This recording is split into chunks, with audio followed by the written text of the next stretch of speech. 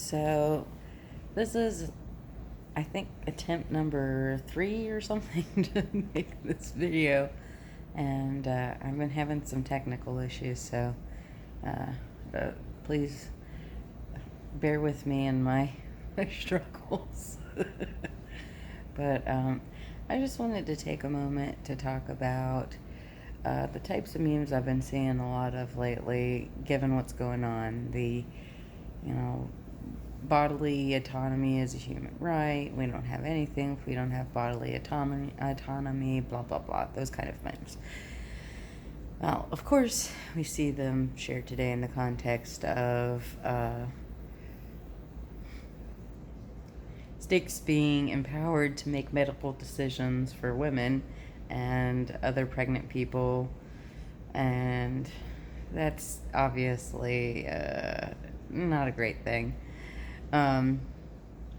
But we also saw a lot of those similar memes shared in the throes of the COVID deniers, anti-vaxxing to their heart's content.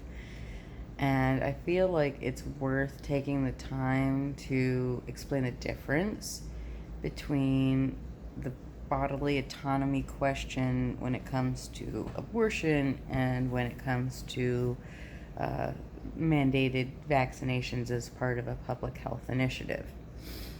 So the one thing to keep in mind is that abortion and the decision to have abortion or not have abortion is something that is an individual choice. The only people that need to be involved is the pregnant person, potentially their partner, and their doctors. There doesn't need to be anybody else involved. And, whether or not an abortion happens really only affects the pregnant person and their partner and potentially any children they might decide to have. So it has a very limited effect, that the decision whether or not to proceed with that procedure. Whereas choosing to refuse a safe and well-tested vaccination on the basis of incomplete or complete misunderstanding of the risks associated with that, it can affect and does affect everyone in the community. That's people who are low risk and high risk, because high risk people, if you don't care about us low risk high risk people, obviously, because we don't want to die. When you say you don't care about high risk people, well, that's me, so thanks. But if you don't care about me, I'm not sure why you're watching this, but if you don't, it does actually affect low risk people as well, because if a low risk person becomes infected and then spreads it to someone in their life that is high risk, and that high risk person passes away, they have to deal with that. Even if they get the disease and it doesn't affect them greatly themselves, it doesn't mean that having that and being able to spread it around cannot affect that low risk person as well. So there's nobody who's immune, low risk or high risk, to the ill effects of vaccine refusal.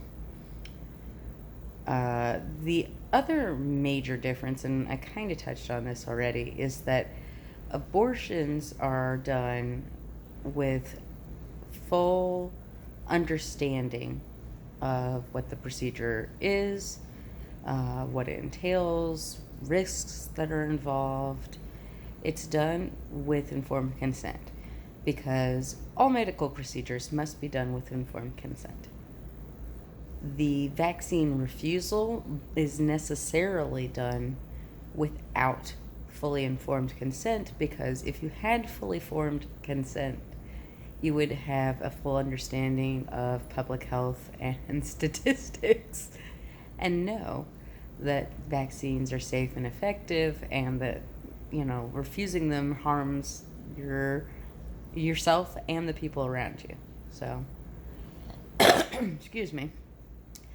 That I felt just needed to be addressed, and I really hope that this video survives to be uploaded. So, your Auntie Elaine is going to stop lecturing at you for a while, and I hope you have a wonderful day.